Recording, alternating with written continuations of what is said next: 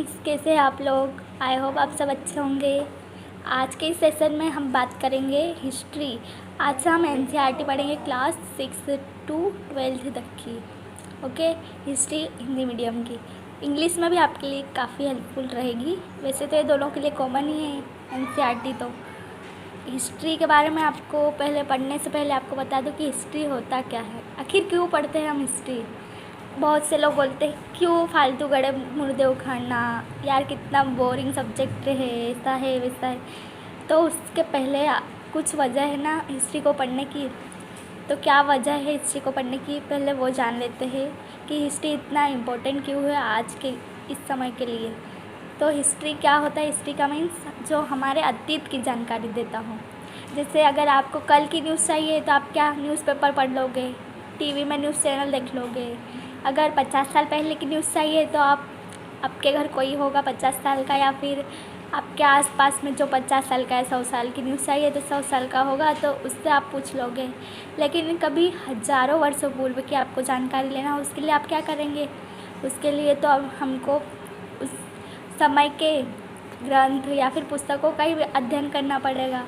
तो इसलिए हम हिस्ट्री को जो पहले लिखी गई पुस्तकें हैं उनसे उनका अध्ययन करते हैं। तो सबसे पहले जानते हैं कि हिस्ट्री क्यों इम्पोर्टेंट है और हिस्ट्री का मीन क्या होता है। हिस्ट्री हमें हमारी सामाजिक, अर्थव्यवस्था, राजनीतिक, आर्थिक, ये सारी व्यवस्थाएं कैसे थी पहले और आज कैसे हो गई। पहले सड़कें, नालियाँ या फिर मंदिर, ये सब कैसे थे पहले की इसमें और आज के समय में, क्या डिफरेंस आया इतने सालों में। हज़ारों वर्ष पूर्व के समय को क्या इतिहास बोला जाता है, ठीक है। तो इतिहास इसीलिए इम्पोर्टेंट है।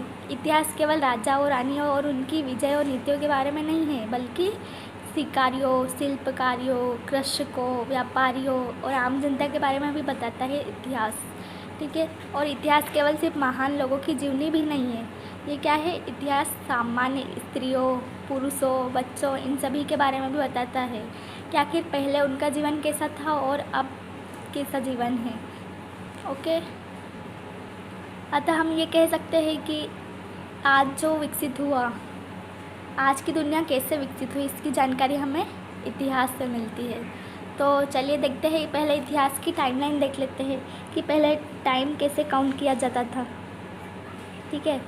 अगर मैं 0 से स्टार्ट करूँ, ये 0 मान लेते हैं, इसके आगे का टाइम और इसके पीछे का टाइम, इसके आगे बढ़ते जाएंगे तो क्या आएगा 1 2 3, ऐसे करते करते आज क्या आ गया 2021, या आप जब भी वीडियो देखो तो 2021-22 ऐसे आएगा। और अगर इसके पीछे जाए तो टाइम माइनस, जैसे ये ग्राफ प्लस में इधर जाते हैं तो प्लस में काउंट होता है और इधर जाएंगे तो माइनस में, लेकिन टाइम को माइनस में काउंट नहीं किया जाता। टाइम को कभी भी माइनस में काउंट नहीं किया जा सकता, इसलिए इसको भी 1 2 3 4 और ऐसे करते करते ये कब का टाइम था 20 लाख BC से 20 लाख BC, है ना। तो टाइम को माइनस में काउंट नहीं करते, इसलिए ये ऐसा ग्राफ जाता है और ये ऐसा, इधर ज़्यादा से कम की ओर, इधर कम से ज़्यादा की ओर ग्राफ आगे बढ़ता है। अगर ये 0 है, 0 को देखें तो ये क्या है, इसको ईसा मसीह का जन्म माना जाता है। ईसा मसीह का जन्म, यहाँ से टाइम काउंट होता है। इसके आगे को समय, इसके आगे के समय को क्या बोलते हैं, ईसा पूर्व। और इसके पीछे का समय इधर को क्या बोलते हैं, यहाँ पे ईस्वी, ईस्वी में काउंट करते हैं टाइम को। इसको BC भी बोलते हैं, बिफोर कॉमन एरा। क्या बोलते हैं, बिफोर कॉमन एरा। और इधर क्या बोलते हैं, AD, मतलब एनो डोमिनी, एनो डोमिनी, ठीक है।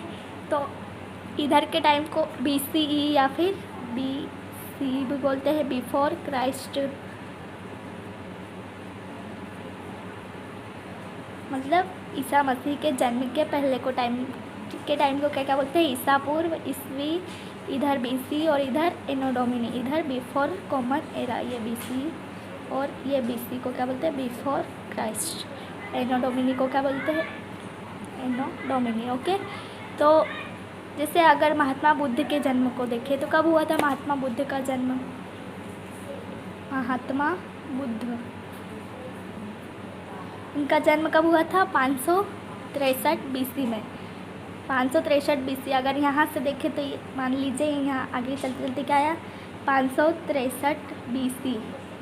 इधर आगे बढ़ेंगे तो क्या माइनस में रहता, इधर से टाइम काउंट करेंगे तो इधर की ओर बढ़ता है। तो इनकी मृत्यु कब हुई थी? 483 BC। अब कोई सोचे यार जन्म 563 में हुआ था और मृत्यु 483, ऐसे कैसे हो सकता है? तो वो इसलिए क्योंकि टाइम को माइनस में काउंट नहीं किया जाता, इसलिए इधर ग्राफ ज़्यादा से कम की ओर बढ़ता है। ठीक है, समझ में आया आपको? ऐसे बढ़ेगा, इसलिए यहाँ पे मान लीजिए इनका जन्म हुआ था और आगे चल के 483 BC में इनकी मृत्यु हुई थी। तो ये समझ में आया आपको टाइम कैसे काउंट किया जाता है। अब आगे देखेंगे कि टाइम को आखिर काउंट कैसे करते हैं, मतलब टाइम को किस किस, जैसे हिस्ट्री को किन किन पार्ट्स में डिवाइड करके पढ़ते हैं। हिस्ट्री में क्या क्या पढ़ते हैं, जैसे पहले पढ़ते हैं एंशिएंट हिस्ट्री या फिर प्राचीन भारत का इतिहास। प्राचीन इतिहास, इसका टाइम पीरियड कब से कब तक है? 20 लाख BC से 1100 AD तक। 20 लाख BC से 1100 AD तक। वैसे ही आगे चलेंगे तो क्या पढ़ते हैं? मध्यकालीन इतिहास। इसका समय कब से कब तक है? मध्यकालीन इतिहास। अगर इसका टाइम देखें तो इसका टाइम कब से कब तक है? 1100 AD से 1707 AD तक। इसके आगे चले तो क्या पढ़ते हैं? आधुनिक भारत का इतिहास। ये नीचे लिख देती हूँ मैं, आधुनिक इतिहास। इसका टाइम पीरियड कब से कब तक है? 1707 से आधुनिक या फिर आज़ादी तक। आज़ादी मतलब 1947 तक। ओके, तो ये इनका हमको अध्ययन करना होता है इतिहास में। हिस्ट्री में देखें अगर,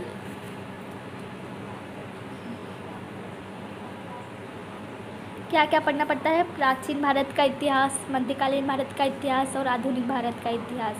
और इसके अलावा और क्या पढ़ना पड़ता है? Art and culture. फर्स्ट ये, सेकेंड ये, एंड देन थर्ड और फोर्थ पे क्या आ जाता है? Art and culture. इसको क्या बोलते हैं? कला और संस्कृति। कला और संस्कृति। ओके, तो आर्ट एंड कल्चर और एक क्या पढ़ना पड़ता है? फिफ्थ में आ जाएगा विश्व का इतिहास।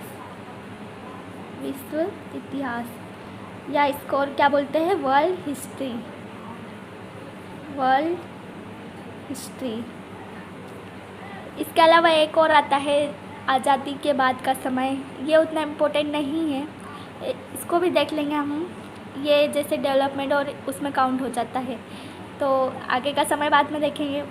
आपको इतिहास में क्या क्या पढ़ना पड़ेगा? प्राचीन, मध्यकालीन, आधुनिक, आर्ट एंड कल्चर और वर्ल्ड हिस्ट्री। इतनी सारी चीज़ें आपको हिस्ट्री में पढ़ना पड़ेगा। अगर हम आगे देखें कि इतिहास को कितने पार्ट्स में डिवाइड किया जाता है, तो इतिहास को 3 पार्ट्स में बांटा जाता है। क्या है 3 पार्ट्स? पहला है प्राग ऐतिहासिक इतिहास। प्रागैतिहासिक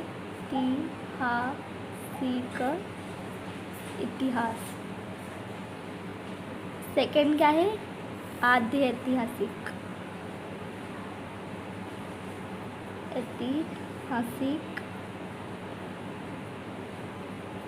और थर्ड क्या है?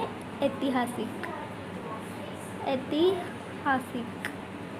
तो इनका टाइम पीरियड देखिए, प्राग ऐतिहासिक कब से कब तक माना जाता है? तो 20 लाख BC से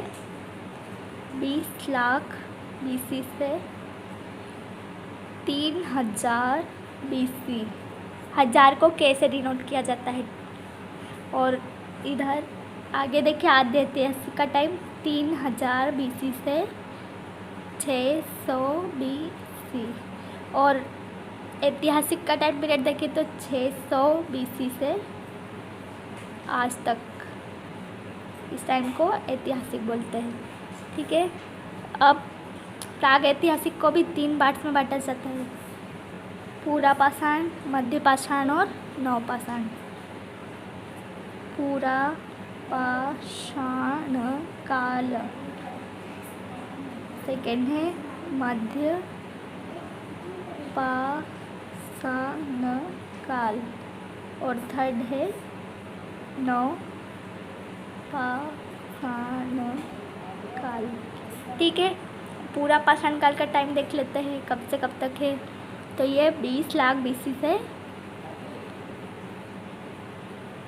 1000 BC, 10,000 BC, सॉरी 10,000 BC। और मध्यकाल का समय कब से कब है, 10,000 BC से 5,500 BC, 5500 BC तक। और नवपाषाण का टाइम पीरियड कब से कब तक है, 5500 BC से 3000 BC। ठीक है, पूरा पाषाण को भी 3 पार्ट्स में बांट देते हैं, लेकिन ये इतना इम्पोर्टेंट नहीं है। जैसे अगर देख ले हम तो निम्न पूरा पाषाण, मध्य पूरा पाषाण और उच्च पूरा पाषाण। निम्न, मध्य और उच्च, इनका टाइम याद रखने की इतनी ज़्यादा आपको आवश्यकता नहीं है। इसके आगे आप लिख सकते हैं निम्न पूरा पाषाण काल, पूरा पाषाण काल, ऐसे ही यहाँ पे भी लिख सकते हैं।